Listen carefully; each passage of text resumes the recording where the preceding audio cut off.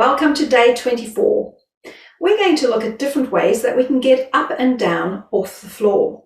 The most important thing though is to remember to always tuck your toes under, because that gives you a lot of stability and support. This is a very unsafe position for you to use to get up and down off the floor. So the first movement that we're going to do is Mariela's going to take a step forward. She's going to tuck her toes and she's going to lower herself down.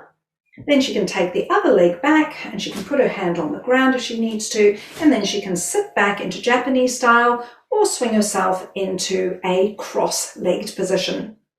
Now from here, you can get up from that position as well. So for this, what you want to do is roll through your feet to come up. There we go. And then you can go down in the same way, just making sure that you lower your legs and then sit down. Now, you can also get up from a cross-legged position. So it can be here. You might want to come a bit further forward, Maria. There we go.